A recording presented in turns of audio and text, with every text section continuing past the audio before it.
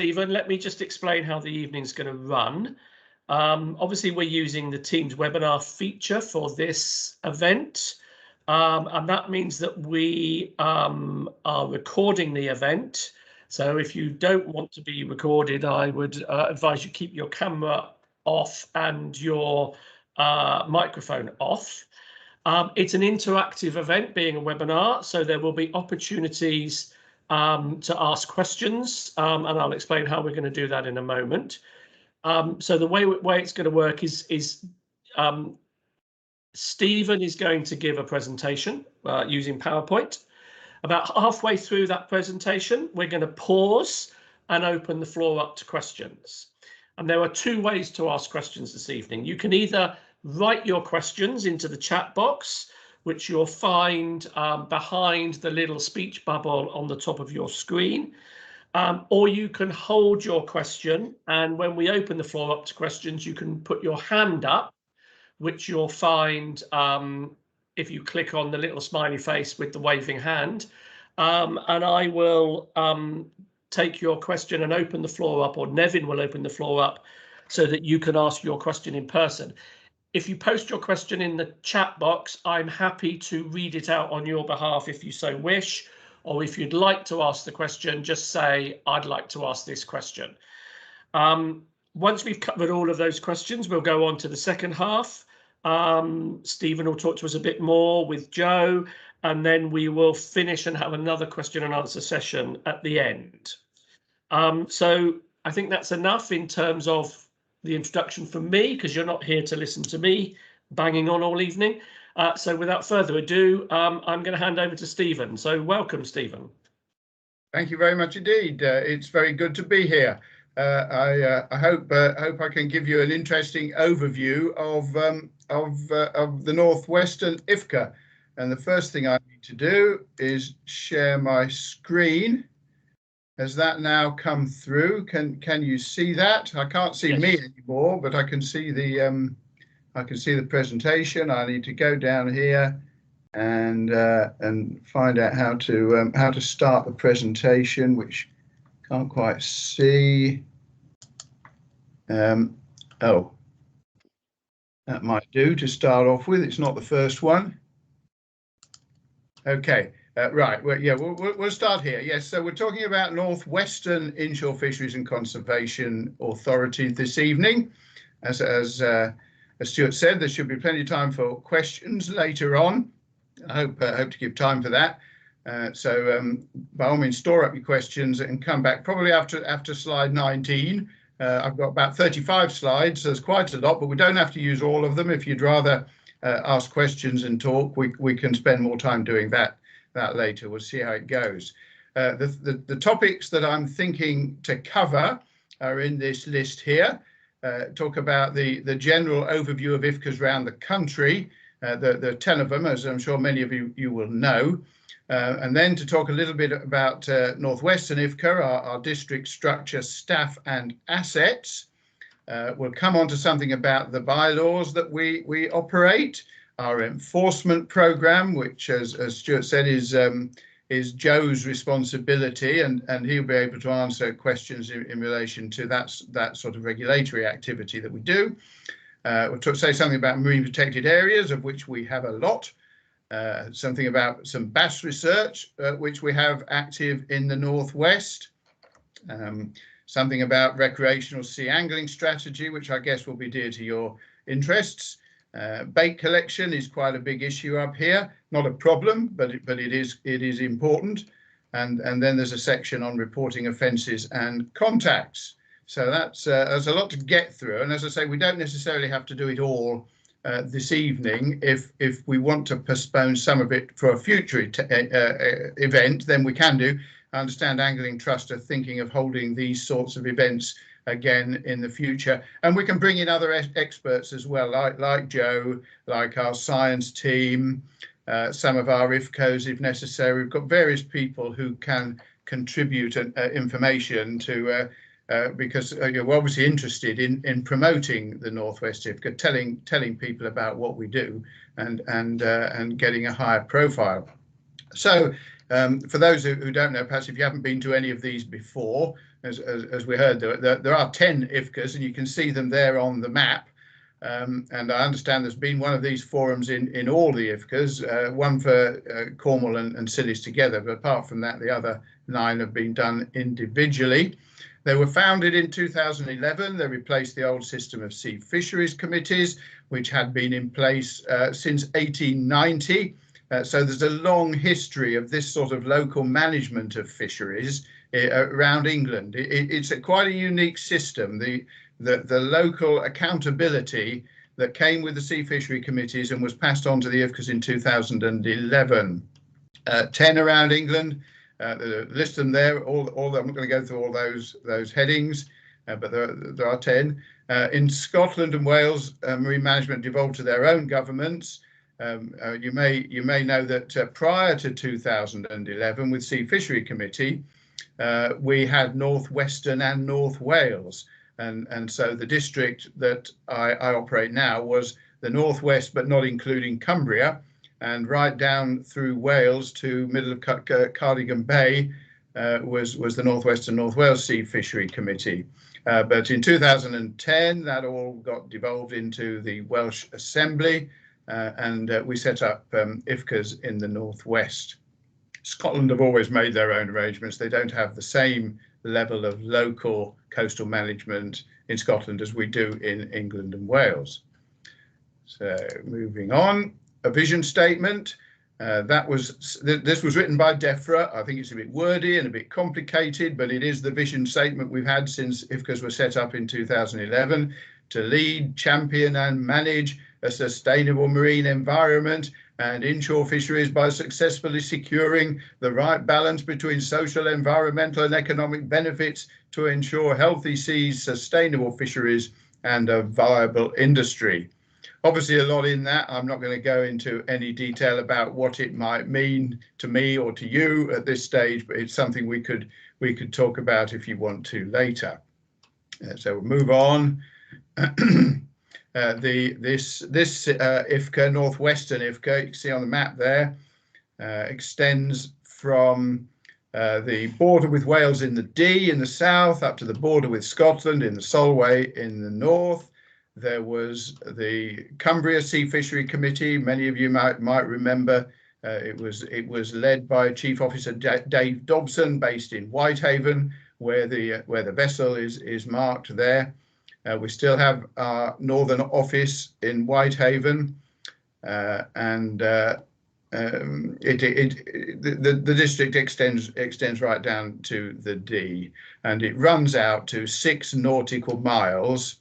That's the boundary of the hatched area that you can see there, the 6 nautical mile limit, and to the tidal extent of estuaries. In fact, IFCA bylaws and IFCA regulations apply in any area where you can catch the fish in the district. So if there are marine areas extending inland and marine species there, then IFCA bylaws apply as far as the tidal extent, or as far as you can find marine resources.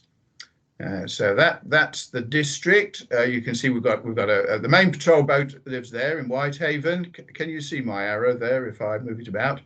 Our office in Carnforth is down here on the east side of Morecambe Bay, and we've got other regional offices as well. There's an officer works in Barrow-in-Furness, and a couple of officers down in the Mersey, in the Liverpool area near the Mersey. So we've got quite good coverage of the district.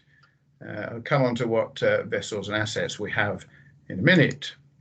So moving on, just talk about a bit about the authority a little, the Northwest IFCA Committee. I don't know whether we've got any members of the committee here tonight. Make yourself known if you are. I'd be interested to know if we've got any members. The committee is 30 members, which is a very large committee, as you can imagine. Meetings can be a bit of a handful when you've got up to 30 members there. And it's made up of 10 from the constituent local authorities. Now we cover 8 local authorities with coastal areas in their local authority areas. Eight of them cover the district. but we have 10 members because the two biggest ones, Lancashire and Cumbria, they have 2 members from each. So that's 10 members, as it were, elected members. They're all councillors. And then there's 17 appointed on merit, as it were, by the MMO. And you might have heard that there are occasionally calls for applications for people to become members of IFCAs, not just North West, but any of the other IFCAs as well. Anyone is welcome to apply. If you've got something you think you can contribute or you'd like to be on an IFCA, this one or any of the others, as I say, you can apply through the MMO when there's a call for members.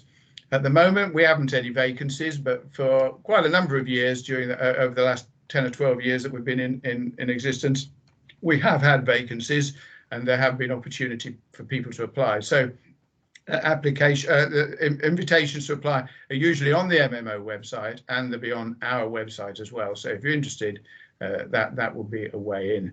So as I say, 17 members appointed by the MMO, 10 from councils and 3 statutory appointees, 1 from the Environment Agency, 1 from the MMO, Marine Management Organisation, and 1 from Natural England. It's up to them who they send as their representative, but they have 1 statutory seat at all the meetings. Sometimes they don't vote. They consider them independent, the agencies, so that they're not exerting any excessive control or anything over the IFCA, but they do have a role in making sure we comply with laws and regulations as they apply to those agencies. So the 17 MMO appointees, they can come from any backgrounds really across society, but the MMO are looking for people who come from fisheries sectors, any fisheries sectors, including angling. We have some angling members already. From industry, marine industry and environmental sectors, as I say, even from voluntary. They don't have to have a particular role relevant to our remit, but if they do, then it helps. And obviously they are invited for interview when appointments are made and appointed by the MMO, not by us. We don't have any say in who is appointed, and that's entirely the role of the Marine Management Organisation. So we have 4 statutory meetings a year. That's set out in the standing order that set up the North West IFCA in 2010. So we're quarterly main meetings. All the papers and the minutes from those meetings are put on our website. It should be easy enough to find, but if you have any trouble, you can always contact our office in Carnforth or Whitehaven, and they will direct you to where the papers can be found on the website. So you can look at the latest things that are being discussed through tracking down these papers. At the moment, we're working on papers for a September meeting, September this year. December. We had the September meeting last.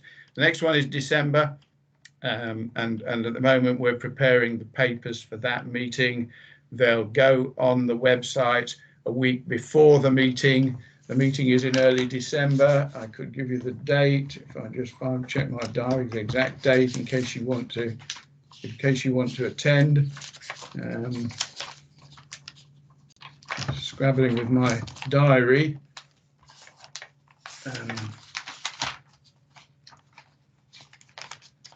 Papers need to go out the 29th of November, and the meeting is on the 9th of December. So the next quarterly meeting is the 9th of December if anyone wants to attend. And we have another set of public meetings as well.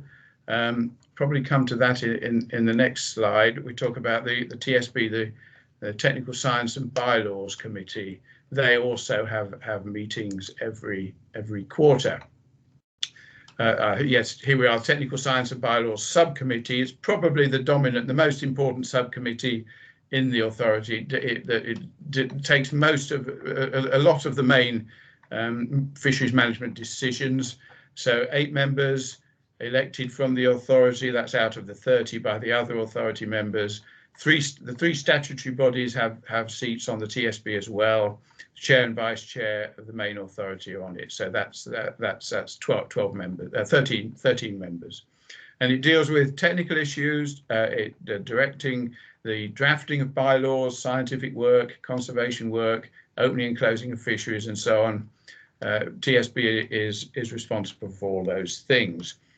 Bylaws are approved by the TSB, and they must also be approved by the full authority, but our bylaws are actually ministerial bylaws. They become part of national legislation once they're signed into law by the minister. But there's extensive consultation before that happens. So you may have been aware sometimes of IFCA bylaws being advertised, being open to consultation, and having an opportunity to comment on them. We could obviously go into bylaw work in a great deal of detail if you want to have any questions about that. So moving on, we have 21 members of staff across the district, which you can see the district's, a couple of 100 miles long, a very extensive area, and 21 members of staff. We make good use of them. They work hard. We could always use a lot more, but we can do a good job with those 21 members of staff, I believe. They consist of admin officers, IFCOs, so that there's 2 admin officers and 7 IFCOs, and the boat crew. They're based up in Whitehaven with the main patrol vessel and another patrol vessel. And then I'm in Carnforth with Joe, the head of enforcement, the science team, four members of the science team, and other administration officers based in Carnforth. And there's also three IFCOs who work from home across the district. And all that means that we can work quite efficiently and locally. We're not wasting any more sort of on fuel and travel than we need to, and I think it is quite useful to have that local knowledge as well, because IFCOs, inshore fisheries and conservation officers, are usually very well informed once they're well into their job. They're well informed about the fishing activity and marine activity going on in their patch, the patch that they cover. So they're the staff. That's the staff we work with. As regards assets, as I've said, main patrol vessel is based in Whitehaven. It's called the North Western Protector. I've got some pictures of that coming up in a minute. We actually have 4 RIBs, rigid inflatable boats, with those exotic names there that you can see. And we use those for local sea patrols. Very active one down in the Mersey, one up in Whitehaven, one in Barrow, and one also a small rib in Morecambe Bay, very useful for getting in the shallow water and the channels around Morecambe Bay, as a Zodiac type vessel. So those are our vessels, and we also have a lot of quad bikes compared with any other IFCA that I know of, because our district is very distinctive because it comprises large estuarine areas, large bays that empty at low water, not just Morecambe Bay, also the Ribble estuary, the Mersey, just big intertidal areas, the Dee in the south. And we find actually we're doing a lot of our activity using quad bikes rather than boats, because of the amount of shore that dries out. And I think we're about a dozen quad bikes across the district in total. So this is North Western Protector. We acquired her in 2018, not new, I must say, but overhauled and refurbished. 20 meters long, MAN engines. If you're interested in the technical details, our engineer and skipper could give you a lot of information about engines and power. Jet drives, water jets, not props. The cruising speed 23 knots, so she's quite quick. She can go up to about 30 knots actually if you really put your foot down. It has a large foredeck with a crane, which is useful for transporting quad bikes, and we can quite quickly get quad bikes out onto like areas of Morecambe Bay, for example, and offload them for survey work and sampling as needed. So we can. It is quite useful to have that size of boat. coded to work up to 60 miles from a safe haven, if you understand Marine and Coast Guard Agency type coding for commercial vessels.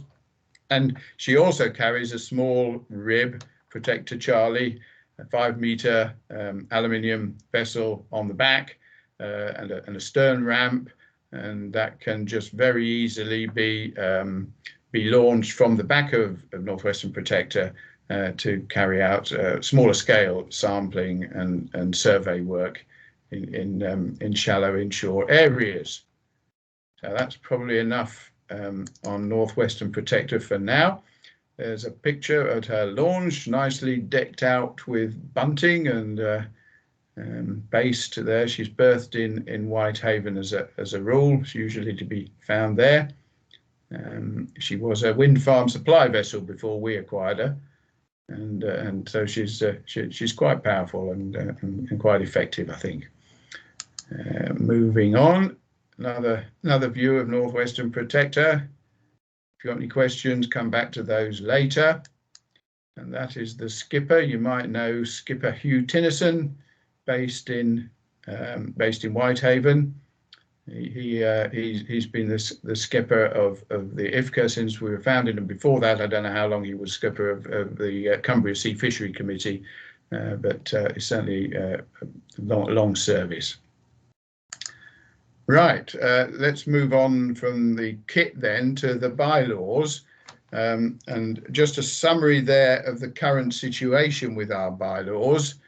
The IFCA was formed, as I said, from the Cumbria Sea Fishery Committees and the North Western Sea Fishery Committee, and that has created a north-south split in legacy bylaws. We inherited all the bylaws from both sea fishery committees, and we haven't yet managed to resolve them all into a single group of bylaws, IFCA bylaws, but we are working on that.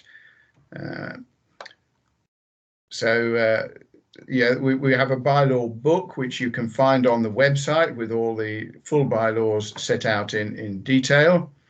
There are complications that arise because we have acquired bylaws from Cumbria and North Western Sea Fisheries. We've also acquired bylaws actually from the Environment Agency and previous river authorities as well that have to be resolved. So the situation is quite complicated. And an example there is included in the problems with our bylaws is that all pots require an escape gap. In the Cumbria Sea Fishery Committee, there was a bylaw which required the escape gaps, but that didn't apply in the North West Sea Fishery Committee area. So there are slight differences in the regulations in the north and south of the district. And at present, as I say, there's a bylaw book easily acquired from the website, 6 Northwest IFCA bylaws, so they're ones that have been made since we became an IFCA, and 47 legacy bylaws from those other 3 sources, the Cumbria Sea Fishery Committee, the North Western Sea Fishery Committee, and the Environment Agency and river authorities. So the bylaw situation is complicated, and it is taking a long time to resolve all the different bylaws. Happy to talk about that in more detail, and Joe will as well, I'm sure, if need be. So moving on, bylaw review going on at the moment. We are reviewing all the legacy bylaws, trying to replace them with district-wide IFCA bylaws. It's not just we want to tidy up, although that is important. There are changes in the way bylaws are written, the things that they can cover and the jobs they can do. And so it is important to refresh bylaws as often as we can. We usually try and review a bylaw every 4 or 5 years, although a lot get left longer than that. If they're working well and there aren't any serious problems with them, they may continue. But we do try and review our bylaws every few years, as I say. We prioritize them based on need and risk. So if there's an enforcement problem that needs to be sorted, we will try and develop a bylaw to address that problem. We're not just doing them because, as I say, we want a tidy regulatory regime and a nice looking bylaw book. We are using them to address specific needs and risks, enforcement needs and risks that are taking place in the district, and we think need to be addressed. And there's a wide consultation as well for all new bylaws to make sure others agree that we're doing the right thing. And it's one of the main roles of the committee is the authority itself, that is the members, is to look at the regeneration of bylaws and the preparation of new ones. They do have to, the bylaws need to be backed up with evidence. There has to be a demonstrable need for a bylaw and evidence that a bylaw will fix the problem, whatever it might be. And sometimes the review of the current bylaws is slowed down by the need to legislate to manage new risks. And we've had a few examples of like that where that has happened. You might be aware of the problems that we had down on the Wirral last year. I think somewhat related to COVID and the fact that people had a lot of leisure. We found there was a lot of recreational fishing for shellfish down on the Wirral to the extent that stocks were getting quite seriously hammered. And so we brought in an emergency bylaw to stop that happening, basically to prohibit the removal of all bivalve shellfish from the beach on the Wirral at Lizo. And that has been quite successful, and we're just converting that into a full bylaw. When you start with an emergency bylaw, that can be brought in very quickly, but you then need to work on producing a full, properly worded, detailed bylaw, which will go into the bylaw book. You need to do that within about 18 months. So we're trying to do that at the moment for the fisheries down, the shellfishes down on the Wirral. Probably I'll stop there for bylaws just at the moment. Perhaps it's something you might like to come back to, I expect. Where have we got to numbers wise? That's the one I was just talking about, the emergency bylaw on the Wirral coast. We had a large increase in bivalve mollusk gathering on the North Wirral coast. We couldn't have foreseen it, and that's why we were allowed to make an emergency bylaw. We can't just make one, on a whim.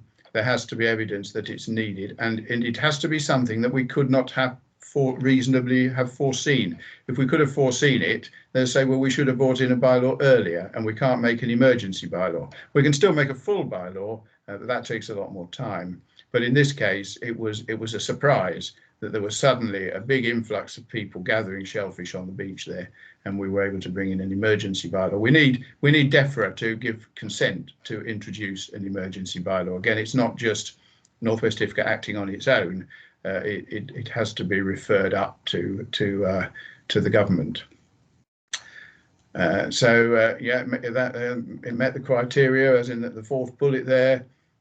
We now have a bylaw banning gathering bivalve mollusks in the area, and an emergency bylaw, and we've applied for a full bylaw to have it in place as soon as we can. If you want to see the draft one, that will be in the papers, in various papers, and if you wanted to find out exactly, you contact our office, and they will direct you to the papers if you can't find it.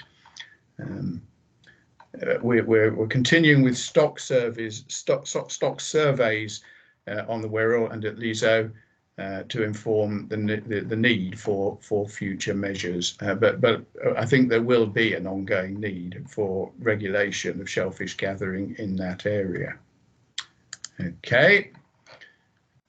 Coming on to enforcement now, talking about the role of inshore fisheries and conservation officers, IFCOs. They're warranted officers. They're able to enforce local, national, international sea fisheries legislation within the district, and they have a legal warrant to do that. The legislation that IFCOs can enforce is listed in section 166 of the Marine and Coastal Access Act. I won't attempt to go through that in detail, although I have got some notes if you want more details, but you can look at that. Might be best if you want to know more detail about what we can actually enforce, then perhaps you can come back to Joe or one of the other IFCOs outside this meeting. Sometimes we can cross-warrant IFCOs with another organisation to enforce further legislation. that's particularly true, I think, of the Marine Management Organisation, who they have their fishery officers have different legislation to enforce different fisheries because they go out to 12 miles, and sometimes we can work jointly with them through this process of cross-warranting. But again, we have to ensure that warrants are properly issued and our officers and their officers are properly qualified and warranted to address legislation under both organisations. Okay. Well, I have got a brief summary of the main powers here.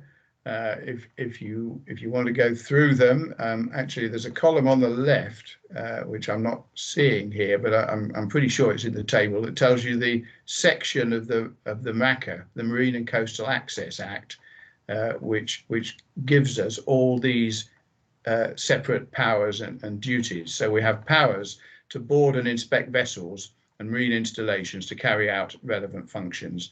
And similarly, we can enter and inspect premises, stop, enter and inspect vehicles, enter dwellings, need a court warrant for that, search premises, vessels, marine installations, whatever, and so on and so forth. We have these powers.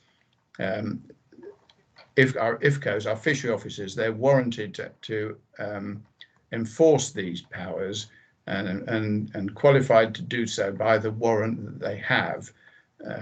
We obviously meet a lot of people are very unsure of what the powers of fishery officers are. They don't necessarily believe they have any powers, and our powers are limited. For example, we don't have powers of arrest. So if a fishery officer tries to arrest you, he can't do that. But we can seize items if we believe they have been used to commit an offence. We can require a name and address to identify the person, and so on and so forth. So our IFCOs are quite highly trained and qualified to enforce all these powers and duties, not to the extent of the police perhaps, although slightly different from the police, I guess, but nevertheless they do have important enforcement functions. And last one there, we can direct a vessel or a marine installation into port if necessary. So we can require a vessel, if we think an offence is being committed, we can require a vessel to return to port. Okay, right. Now, bass has been quite an issue for enforcement over the last couple of years or so. You're perhaps aware of the Heysham Bass Nursery area, which is in the waters around the power station at Heysham, the outfall waters, and the sort of slightly elevated temperature of the water tends to generate quite strong bass populations in that nursery area. But fishing is prohibited in the bass nursery area, and we find ourselves regularly called on to enforce that. We've issued all those warning letters, fixed administrative penalties, and had quite a number of successful prosecutions as well for fishing in that bass nursery area. And we see it as important for the protection of bass and the encouragement of the bass stocks to develop. It's important to enforce that as much as we can. Right, and at that point, I think we said I would take a break and invite questions from anyone if you want to put them just now. Is that right? Are there any questions for us yet? Yeah, thank you, Stephen. Yeah, we'll pause there, and we have had a couple of questions in the chat box. I see quite a few people joined after we started. So just to clarify, if you have any questions, you're welcome to type them into the chat box, and I will refer them to Stephen or indeed to Joe. Or if you want to put your hand up, I'm happy to, or Nevin will open up the floor and allow you to ask the questions in person. But as I said, we've had two, Stephen. So the first one is from Tony Hills, and he has asked, would you say the membership of your IFCA reflects the balance of interests within the IFCA district? He presumably means the balance of fishing interest, does he, or wider environmental interests? It kind of depends what you mean by the balance of interests. What we try and do is have members representing the fisheries environment, the wider marine environment, business and industry, and a number of other sort of sectors like that. And at the moment, I must confess, I don't think we represent it all that well. Over the years, there has been a problem with getting applications to be members of the IFCA. And I'm saying, when there are vacancies, if you're interested in coming on, you think you might have something to contribute, by all means apply through the MMO, because I don't think I think we're slightly unbalanced probably towards fisheries interests, perhaps particularly shell fisheries interests, because they're obviously predominant fisheries in our district, the cockles and mussels and the shrimps and the crabs and the lobsters and so on, all those fisheries. And particularly cockles and mussels are perhaps overrepresented on the authority, but it has been difficult to get a balance of membership. We can only take the ones that apply, or MMO can only appoint people who apply. And we frankly need more people to apply. Does that get to the root of the question, do you think?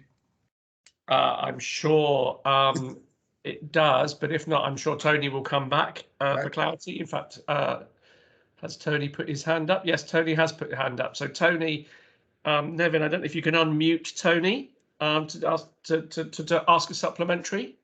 I hope I've done that. Tony, do you want to have a go? Thanks, Nevin. Well done. Yes, Stephen. I mean, I'm a member of Kent Essex IFCA, and we have a lot of shellfish down there, as you might be aware, a lot of cockles down there as well. Yeah, and I find it reflects, a lot of these IFCAs now reflecting the commercial interests, because they're the ones that want to be on board the IFCAs, strangely enough. And I've seen a drop off of recreational anglers and sports type angling of members in the IFCAs, and also it seems to me there's fewer wildlife people about, for what I've seen, but they're getting more and more dominated by those with commercial interests. I was just interested, not knowing anything about the North Western. It's a lovely big area you've got there, but if it reflects your concern that people don't want to do things for free anymore. Yes, I think I fully agree with your concern there. It applies to us, I think, as much as it applies to Kent and Essex. I'm not really totally aware of their situation, but obviously they have the big Thames cockle fisheries, and then they have fishery orders as well, don't they? So yeah, I wasn't aware that it was a problem in their area as well. I think yes, it is a problem, and I don't know how we get over it. We have quite a few recreational fishers, I must say. Not sure there's been any on the call tonight. For example, I know Brian Lee, for example, very active sea angler. He wanted to come tonight, but I think he's got another meeting and isn't able to come. And we have had one or two anglers fairly consistently over the years that we've been in business, as it were. But I think we could do with more from the environmental sector. And more from like a science sector. I think it would be very good to have some university people who have that sort of expertise in the marine environment, for example. Okay. Yeah. Thanks, Stephen. And then we've got a question from Michael. And Michael has asked, can you please clarify your recent move to allowing shore netting? Sorry, that just moved. Shore netting for bass. I read your officers were concerned that it could conflict with EU regulations. Okay, I mean, is he talking about the new SI that DEFRA have introduced to allow shore netting and to allow bass to be taken from some shore nets? That is an SI that we can't enforce in our district. We can't apply or enforce in our district at all. Joe, can I ask Joe if he can come in and maybe comment on this as well? Yeah, please do. You there, Joe? Yeah, good evening, everybody. I'm just going to have a look at the question. Yes, I think, well, I'm guessing Michael is alluding to some media that was put out there regarding shore netting for bass. This is we have had issues and discussions with DEFRA regarding this, as we do believe that the statutory instrument is in conflict with our regulations, and at the moment we haven't issued any permits, which would we believe that we have the legislative framework to do so. We missed the crucial bit of what you said in that last section, Joe. So as our IFCA, we don't believe that we have the legislative framework currently to issue any permits to fish for bass. So we haven't done this as we believe this national regulation is in conflict with our local legislation. Yeah, we've certainly discussed this with DEFRA, and we've asked them to try and resolve the situation, but they have, to my mind, they have persisted in issuing this bass SI, which is unenforceable. It's inoperable from our point of view, because we have no mechanism to issue the permits which the SI purports to allow. Perhaps you know it purports to allow, I think it's 26 permits to take bass from shore set nets. We have no mechanism to issue those permits, and so we're completely stuck with it. I mean, we would certainly do so if we could, but we can't, because we don't have any legislation to do it. Okay, does that cover that one? I think so. Michael's come back with a clarity. So if I just read that out, he said, well, if as the IFCA you are reauthorising shore netting for bass, how do you reconcile doing so with the current government advice, which states that net caught bass must be bycatch, given your own officers are on record as stating the fishery is a direct targeted fishery for bass? Doesn't authorising a fishery against government advice risk bringing the North West IFCA into disrepute? My view, I think I'm right, Joe, that we authorise shore set netting, but we don't authorise the taking of bass. Do you want to add to that, Joe? That's correct, Stephen. It's kind of slightly the other way around.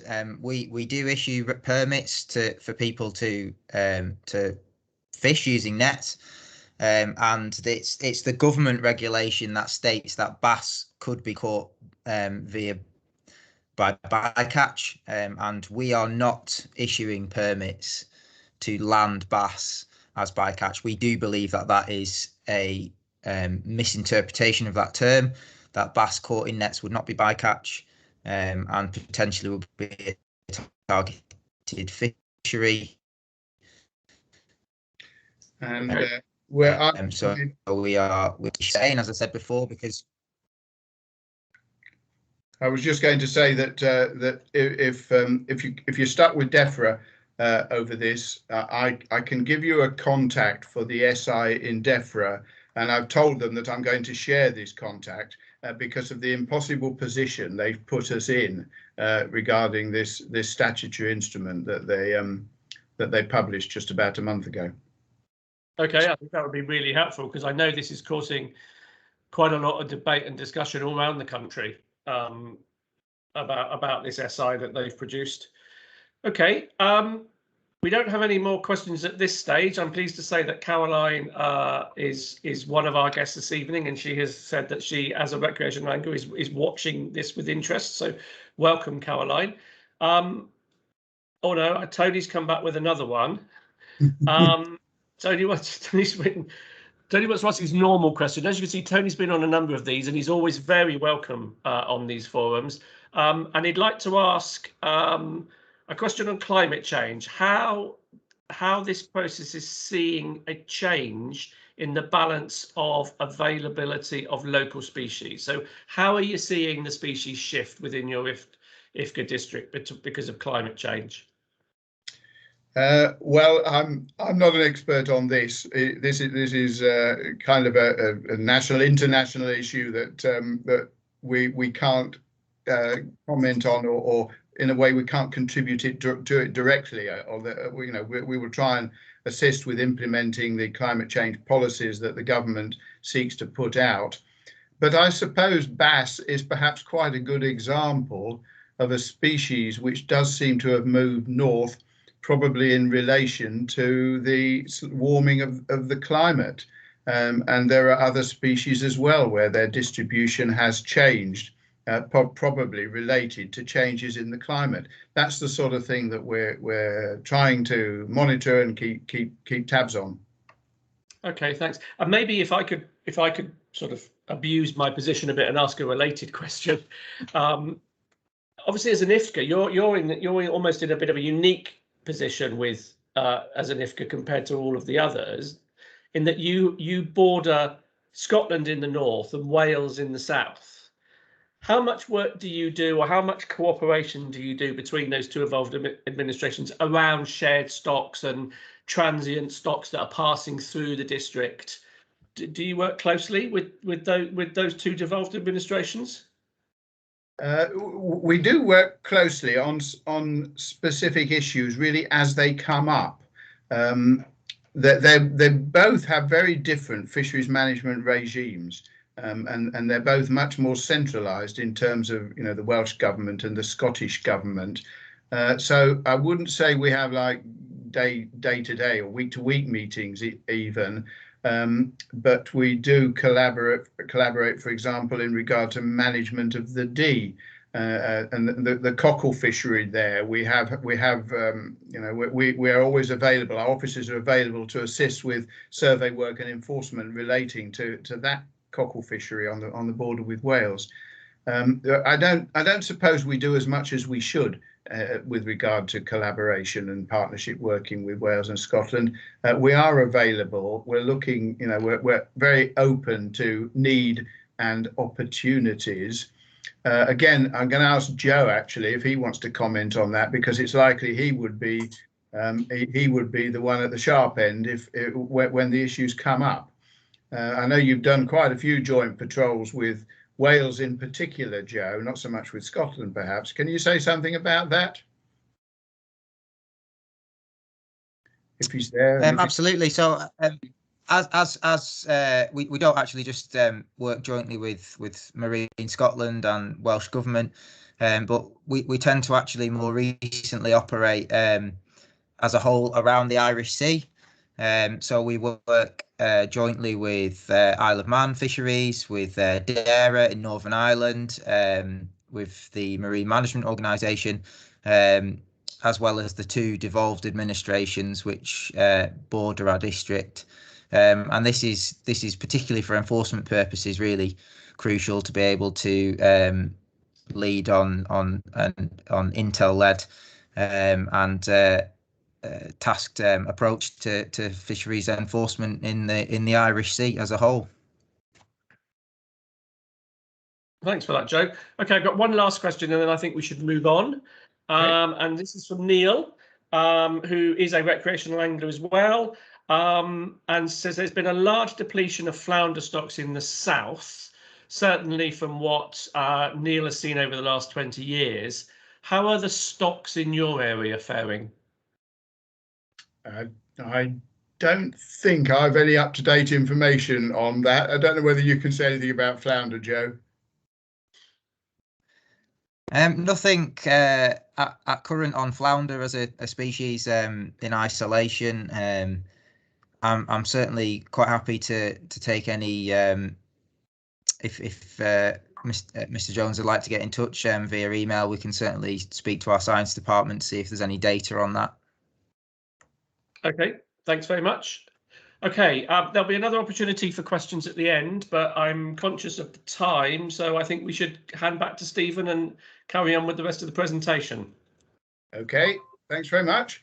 Well, I've moved on the slide to this one is about our science officers and our science team. We do have quite an intense, quite a busy survey program during the course of the year, mostly for our cockles and mussels and shellfish around the district. So we survey and assess fish stocks, cockles and mussels particularly, shrimp sometimes, and other shellfish.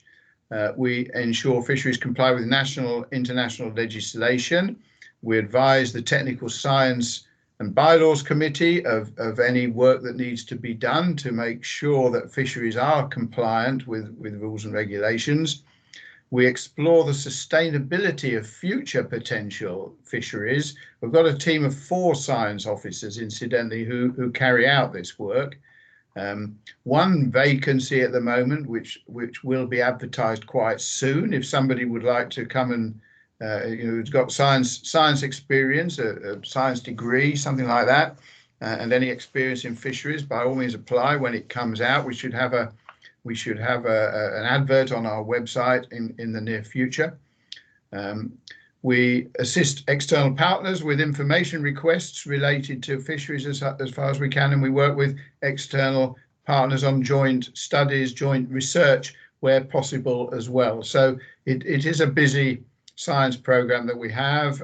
More details of it in our in our annual plan. If you want to look at what we do, find the annual plan. And also there is a science report to each quarterly meeting, so you can see the sort of work that they're up to. I mean, over the summer, over summer 2021, been a very busy program of surveying all the cockles and mussel stocks in Morecambe Bay, and opening suitable cockle fisheries where there was enough, although cockle stocks seem to be in decline at the moment generally. So we hope we'll be able to arrest that. And there are steady mussel fisheries going on, and we monitor those as well. So we can certainly ask more about the science program if you're interested. Moving on from that, the other thing that the science team do, they look after marine protected areas within the district and the sort of science and survey needs of that.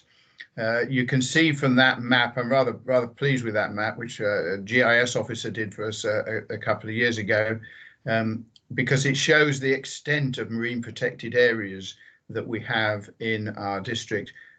People don't always realise that special areas of conservation, special protection areas for birds, marine conservation zones. These are marine protected areas where fishing and marine activities and fishing activities can be restricted and is restricted under our bylaws to protect these marine protected areas. And you can see 78% of our district by area, almost the entire coastline is marine protected area of one sort or another. There's a small gap there, just near the south side of Morecambe Bay, which doesn't fall in any protected area. That's about the only bit of the coastline that doesn't. And we have European marine sites under Habitats Directive and Birds Directive, the special protection areas, special areas of conservation. And the marine conservation zones was a new designation which was brought in under the Marine and Coastal Access Act 2009. And quite a number, they're the orange ones, that they have been designated since 2009. A lot of these protected areas are underpinned as sites of special scientific interest, SSSIs, but not all of them, and Ramsar sites as well. So very complicated picture of marine protected areas, about to get more complicated, I expect, with highly protected marine areas, which the government is considering at the moment, although we don't yet know where sites are going to be. So happy to take questions on marine protected areas. Move on from there just now. Just to clarify the details of what they are: SPAs designated under Birds Directive to protect a whole range of bird species of European importance, and the list is in Annex 1 of the directive, and there are many of the species in our district, oyster catcher, not just 2 examples of birds which are protected under the SPA regime. SACs are special areas of conservation under the Habitats Directive, also EU legislation to protect habitats and species of European importance. Reefs and seagrass beds are examples. Zostera beds are seagrass, and many other species as well are protected. And again, you can see the list of the species that are protected in Annex 1 and Annex 2 of the directive. And it is important that we try and manage the relationship between fisheries and protected features. We want to make sure that fishing can continue as much as possible, but any fishing activity has to be assessed to ensure that we can be confident that none of the protected features, none of the birds in SPAs, none of the species and habitats in the SACs, they won't be damaged by any of the fisheries activity. And to some extent, all this has come in since about 2010. In the sense, it's really begun to bite since then, and we have to write complicated assessments, habitats regulations assessments, before we can open any marine site in the district to any sort of fishery, to have a written account of our confidence that the protected sites won't get damaged. Moving on. Assessing commercial fishing within European marine sites, habitats regulations assessments, that's what I was talking about, HRAs as we call them. Commercial fisheries within European marine sites are assessed for their impact on the protected features and the protected habitats and species. It takes into account factors such as noise and removal of prey species, risk of entanglement if with netting and so on, damage from access, so human movement and travel and transport and so on, levels of activity all are considered in these habitats regulations assessment. If you want to see habitats regulations assessments, they're all on our website. There's a big load of them because they accumulate now at the rate of several a year. We have to write new ones for one site or another, one fishery or another, and these are all on our website if you want them. We collect a wide range of data, survey data, permit data, returns and activity, which all feeds into the habitats regulations assessment process. I mean, for example, this year we've opened cockle fisheries in Morecambe Bay, pilling sands, new biggin sands has been considered. Down at Liso, we've done HRA for fishery there to see what can be opened. And actually cockle stocks have been reducing this year, and we haven't been able to open as many as fishermen would have liked, but we do consider them and assess them for opening. And if there is an identified risk, management measures must be explored, and these can range from voluntary codes of practice right up to full-scale bylaws to prohibit activities which are damaging. So that's European marine sites and habitats regulations assessments, a very big part of our work now. And anyone who does come into the science team now to work for the North West IFCA will get involved in habitats regulations assessments, either the survey work or the writing of the assessments. You'll get involved in that to a greater or lesser extent. Coming on to bass, a little bit of research going on in the district, not really led by us, but led by CFAS. Aims to identify key uncertainties and data gaps to lead further study on bass. There has been persistent concern that bass stocks are under threat and at risk, and the minimum landing size of bass has been put up to 42 centimetres, so that's quite large now. There's been, and this particular study led by CFAS is a tagging study, and it has involved anglers. So 100 bass have been tagged with floating electronic data storage tags. Some have now been recovered, so we're starting to get data from them. And this poster talks about €100 reward for finding an electronic tag in a fish, on a fish, and returning it to get the data off it. So if you're a fisherman and you find a bass tag, please take special care to recover the tag and return it to CFAS as soon as you can. And we use the data, development of spatial and individual models to assess conservation strategies for sea bass. Obviously a very important species. In many ways, there do seem to be quite a lot of sea bass around in our district, but we're governed very much by national and international legislation, which restrict the extent to which they can be fished. So very important to apply all the rules and regulations on sea bass. That's just a blow up of the poster that was on the other one. That's the reward if you find a internal electronic tag attached to a sea bass that you catch.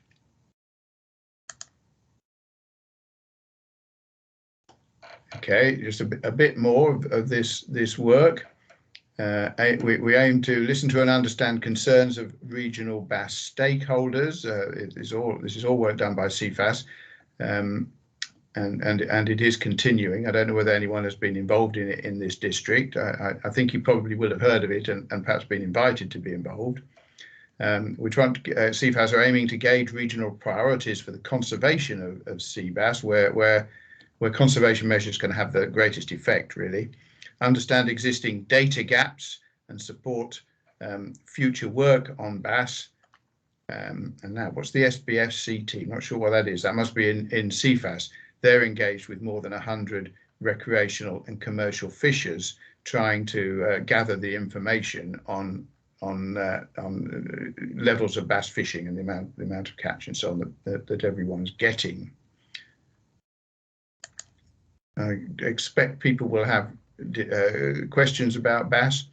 There's further bass research, bass and ray ecology in Liverpool Bay, led by Bangor University. Preliminary study to provide evidence on population biology, stock structure and movement of both species, and identify possible spawning locations for bass. It would be very good to know if there are other nursery areas in the district which could be protected to try and encourage the development of bass stocks. The Wyre estuary, for example, has been identified as possibly worthy of further investigation as to whether it could be a bass nursery area and could merit designation as such. The bass caught in fisheries were mainly female, which could suggest localized spawning, and there's a full report of this research published online. Let's go on. Now, the importance of recreational sea angling. Number one, I'm sure you're familiar with all this information. This audience will be perhaps well aware of this, but I'll run through the information that we've got anyways. Fishing #1 sport by participation in the UK.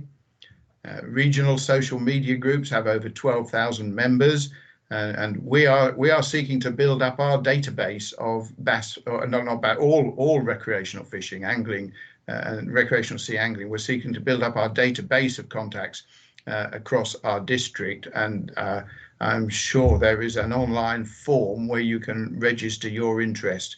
If you can't find it, come back to our office, and they'll let you have it. Anglers, of course, you do have a wealth of knowledge. We're acknowledging that you do have a wealth of knowledge in relation to fish stocks, and an understanding coming from, where and when you fish and what you catch, that can give us a lot of useful scientific data. And of course, contributing 1.5 billion to the UK economy, quite an astonishingly valuable activity in the UK is recreational sea angling. The recreational sea angling strategy, I guess you'll be familiar with this. Again, I'll run through some of the main points from it. It has aims to balance the needs of anglers with all other parties involved in exploitation of the sea. It aims to build a positive working relationship with anglers, to understand the needs and requirements of anglers and identify areas of conflict, recognise and maintain the social and economic benefits of the recreational sea angling sector, and put in place sustainable management of sea fishery resources where necessary. Now, really, the North West IFCA we haven't put a lot of resources and effort into gathering data and information on sea angling. We gather as much as we can, and we have got quite a lot, but we kind of need involvement of a lot more fishermen, a lot more of the people who are active in the recreational sea angling sector. So we would welcome registrations from people who will give us information about where and when they fish and what they catch and so on.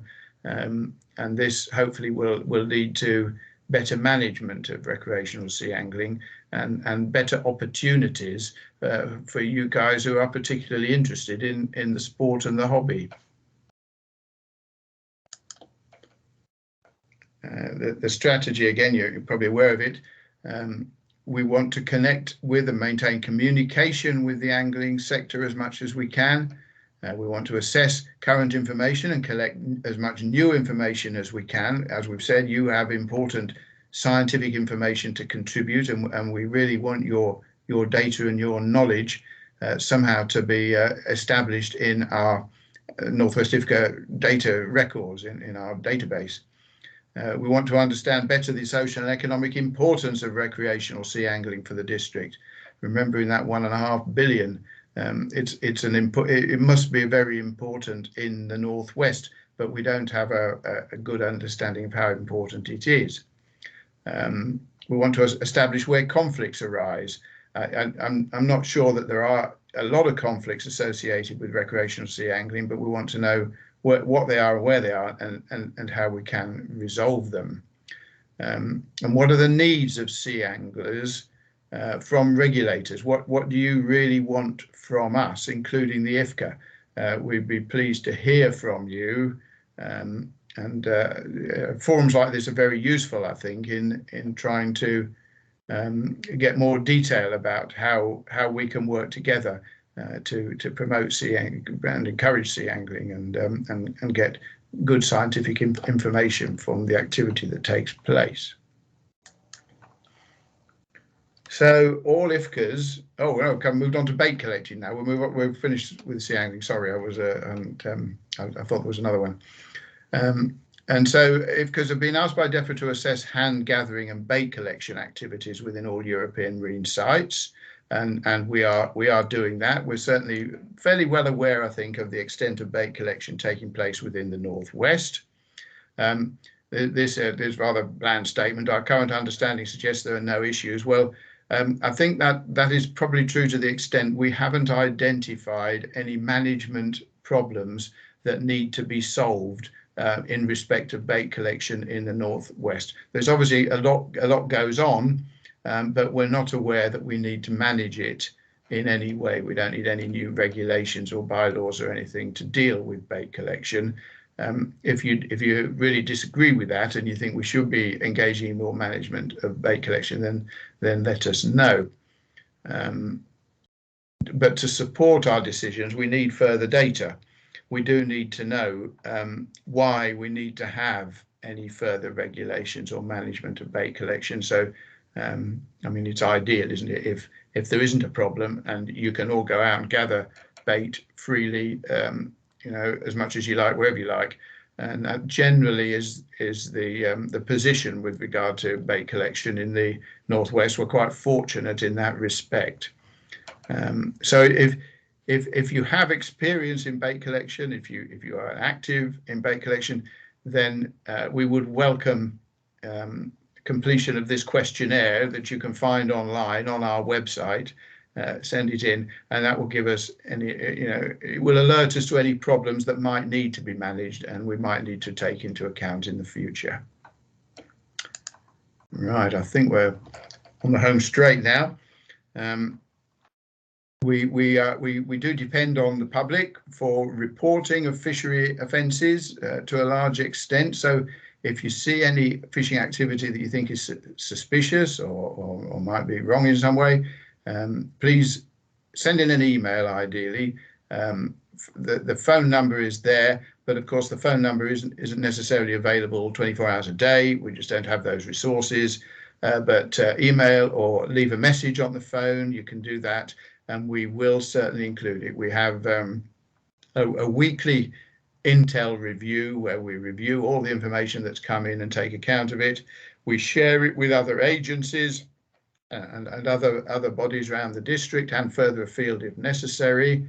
It's very important that we are properly organised and disciplined with the way we manage intelligence as it comes in, because if you don't manage it properly, you can't make much use of it. Whereas if you do manage it properly, obviously it becomes usable for detection of offences and, if necessary, later prosecutions. And reports are all taken in strict confidence. The forms that you fill in, they're anonymized, and the only person who will know file the report is the officer you contact and our intelligence officer. We need to know the usual facts: who, what, where, and why, when. Those are the terms that we look for. That's the data that we seek to gather when having any information. Who was involved? What were they doing? Where was it? And when was it? That's the core summary of the information. The what three words, which are the who, what, where, and when, is a great tool to use. We can't discuss information about investigations that occurred as a result of your intelligence. That's important to realise, and that may be frustrating to a degree, that information can be fed in. But if we're going to get a successful prosecution of offences that are committed, it's very important that the whole investigation is strictly confidential, and we can't discuss it with anybody, because that would ruin the case, as it were. So I'm sure we all know now from the number of sort of police programs we see on television, but it's very important that it is kept confidential. We do work closely with other enforcement bodies, the MMO, Marine Management Organisation, the Gangmaster Licensing and Labour Abuse Authority, is the GLAA, and the local Environmental Health Department as well. It's very important for us in this district, because they regulate the sort of sanitary conditions on the beach, and assess the level of bacteriology, because that's very important, influential in allowing shell fisheries like cockles mussels to take place. Reporting Chinese mitten crab, it's an unusual species. You can see it has very distinctive claws with sort of a bunch of hairs around each one, and those are the mittens in the name. We have found them in this district, but only occasionally. There doesn't seem to be an established population, fortunately, and we wouldn't want there to be. They can be very damaging, particularly to estuarine sea walls. They burrow very actively. They can travel a long way. Actually, they spend a lot of their life cycle not in the sea but on land, and at that time they can disperse very widely across the country.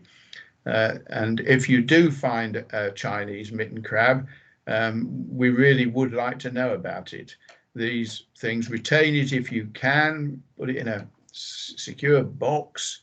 If you can't retain it, record where you got it and what it was doing, and so on, all the details that you can, and report it to us, and it will be added to a database to try and build up a picture of a population of Chinese mitten crab across the country.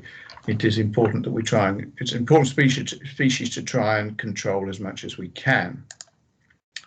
Other reporting that's significant and important and useful to us, if you see perhaps an outbreak of jellyfish, which occurs from time to time. If you see marine turtles, that's always of interest, because they only quite rarely make it up into our waters, and then not usually for very long. We're interested in injured or stranded marine mammals. You can report it to the British Divers Marine Life Rescue and these other organisations as well. The UK Cetacean Strandings Investigation Programme. Your local authority also handles the disposal of dead marine mammals, and they collect information as well. And the ISPCA are interested in all those things. If you find any of these specified marine invasive non-native species, like Chinese mitten crab or sargassum weed and various other ones, we would like details of where and when and who found it, and what was done about it, and so on. So we're very keen to get information from yourselves, from the public, on all these issues. And that is the last slide. So I can open it now to question and answers if anybody has any questions. Thank you, Stephen. Yeah, we had a few questions come in while you were giving the second half of your talk. So I think we're in for some interesting discussion. So we'll go back to Bass. Let's start back at Bass, Stephen. And Caroline was asking, in fact, it's related, I think, to the Bangor University slide that you put up. As well as the research they're doing, is there any monitoring of bass in the D estuary that you are aware of?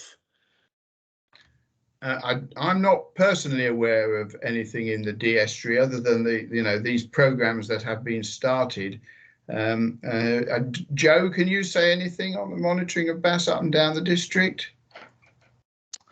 Not really any more than you said, Stephen, although it is the D estuary is a bass nursery area. So there are increased regulations surrounding bass in the D estuary. Okay, thank you for that. And then jumping onto the bait digging, Tony was asking if you have any push in your region to control bait digging, which I think you may have answered in your slide, but I don't know if there's anything more, Tony, you feel Stephen needs to comment on, or do you feel Stephen covered that point? I don't think we're finding any direct pressure to bring in regulation. Sometimes landowners have been a bit concerned, if there's a lot of crab tiles being put out and that sort of thing, they can they can try and limit it, and as landowners they may be able to do that. But we're not. I don't think we're finding any stronger push than that in terms of regulation. Okay, thank you.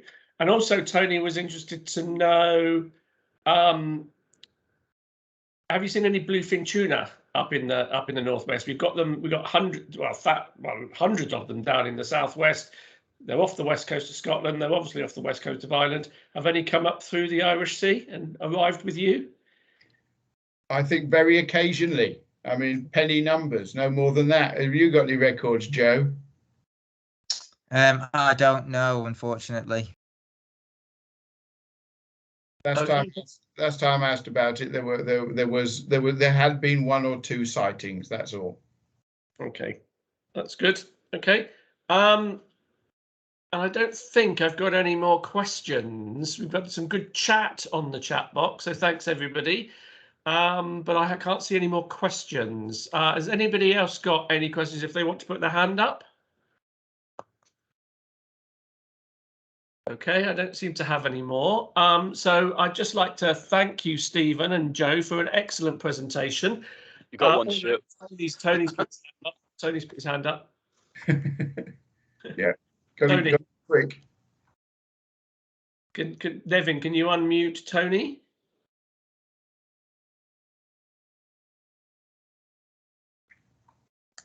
I unmute Tony. Hopefully done that, Stuart. Yeah. Okay, great. Thanks, Nevin. Thank you, Stephen, for your presentation. I'm not trying to steal our chairman's copy here, but it's interesting that each IFCA is different and what drives it is different and its experiences. And you're very much manufactured, I feel, my view, by your history and your area. But I'll make the point to you that I think it'd be worth keeping contact with local fishermen who are the eyes and ears on the beach and on the sea when it comes to climate change. We are going through, in my neck of the woods, dramatic changes of species. I mean, bass are 2 a penny where I am. We can catch more bass than we can mackerel, but it's really changing fast. And I would just urge you guys to monitor it from a scientific point of view, because I think the next 5 years are going to be very, very interesting. But thank you again, Stephen. I really enjoyed your conversation. Thank you. Thank you very much. Yes, I think you're right. I think it's kind of coming. It hasn't hit us yet, perhaps, the major effect that climate change is likely to have. The sea level rise hasn't really hit us yet, but I've no doubt it will. And you're right, we do need to put resources into monitoring it, keeping records of it where we can, and we are in a position to do that. Yeah, I'll have a discussion with the science team as to what we could bring in terms of monitoring and recording of impacts of climate change. I'd be very interested to see your sort of list and your own records of what species you think are being most affected, you know, apart from bass, which is perhaps the obvious one. If I'm allowed to come back, I would say I attended a conference just before COVID, Samaris. It's a conference about protecting thornback rays held with the French at Canterbury. And we could walk to France on thornback rays where I am. It's hardly an endangered species, but they were very concerned. It shows you how fast things have moved in certain areas, and it's worth tracking that. But again, I don't want to hold you up, but thanks to the Anglian Trust for doing this. It's been a very interesting exercise. Thank you. Well, no, thank you, Tony. And also, I mean, I would agree with what you're saying as well. Certainly from the discussions we have within the Trust and within our Marine Advisory Group, we're seeing a lot of species movement around that hadn't seen before. Not only, you know, we've mentioned bluefin, they've come back, part because the stocks are healthy, but also because of they're moving because of climate change with their prey. But also a lot of apex predators, a lot of shark movements. We're picking up sharks where we didn't see them, and some of you may have seen the news stories about sharks in the Thames estuary this week. So there's a lot going on out there, definitely. But I think we've run out of time for this evening. So I was just going to say, I would be very interested to know work that's going on. I don't know where the main sort of scientific, you know, the way university scientific groups are monitoring this sort of information. It would just be good to bring it together and to have a sort of central record of it, so we could keep tabs on it. Well, if I can give you a name, Stephen, speak to Will Wright. He's the chief officer of the Kent and Essex IFCA. I know Will. Yeah. And he is a scientist anyway. And he's been very heavily involved in working on the 2Seas European project. And I've got a lot of time for Will. He's a very knowledgeable chap. And you might learn a little bit from him about what's going down here and what's coming in your direction. Yeah, thank you. Yeah, as I say, I will. I'll have a chat with Will next time we meet, which we do regularly. Okay. Well, it's heading towards 8:30, so I'm going to thank you, Stephen, and thank you, Joe, for an excellent presentation and for answering all our questions. And I thank everybody, actually, for what I think has been a really interesting discussion and debate around some of the issues you've raised. That actually is the end of our sort of IFCA tour of England. So that's the 9th sort of IFCA presentation we've had. All of them have been really interesting and stimulating, and I think it's been you know, a great step in helping improving a relationship between ourselves as recreational sea anglers and yourselves as IFCAs, and it's something we're going to continue to build on next year, and indeed in next year we'll be having a virtual forum with the Association of IFCAs, which is the, I don't know, I wouldn't call it the governing body, is it? It's almost like the trade body for IFCAs, and I know Les Weller, who's on this call, will be part of that presentation, so we can look forward to that. But I will also say this is not the last virtual forum we're having this year. We've actually got 2 more before we finish for Christmas and we kiss goodbye to 2021. And they're actually really quite close together, but they're both really worth attending. So on the 2nd of December, we're going back to our shark series.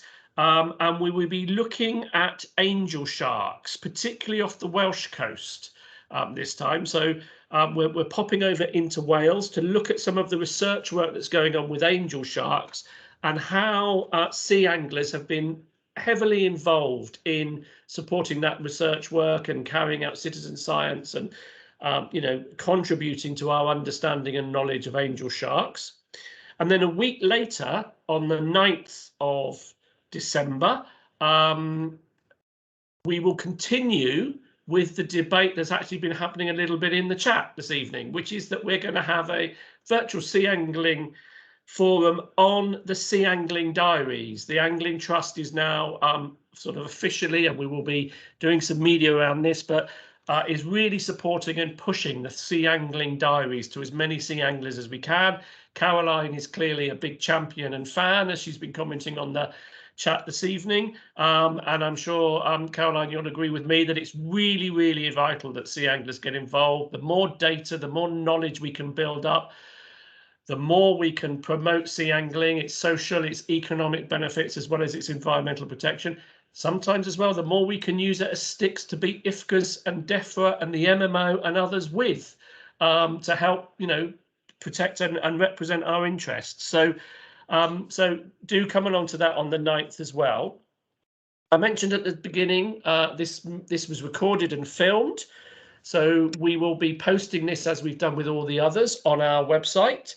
That really works for us, because there are many people who would have wanted to be here this evening and haven't been able to make it. So they have the opportunity to view this presentation on the Angling Trust website for posterity. So do, if you missed anything, do go and have a look at that. And also feedback is really important. How have these gone for you? What could we do better? And importantly as well within this, what else do you want to talk about? What do you want to hear about as part of these sea angling forums? Because Nevin has been doing a great job on organising these, but ultimately these are your forums.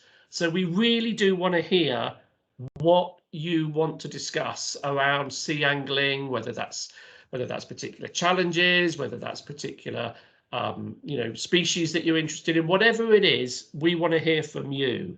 And on that as well, if you haven't signed up to our sea angling newsletter, which comes out monthly, then please do that. You can find the details on the Angling Trust website. Pop in your email address and we'll make sure you get our regular monthly newsletter. So finally, thanks again to Stephen and to Joe for a great evening. Thank you all, and I look forward to seeing as many of you as possible in December. So thanks, and have a great evening, guys.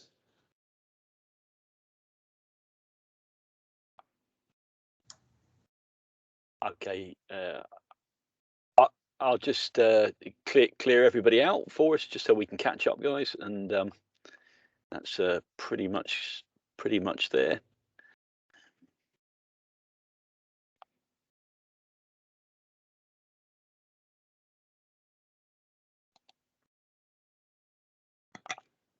Okay, gents, as far as I can tell, I think it's just us left now.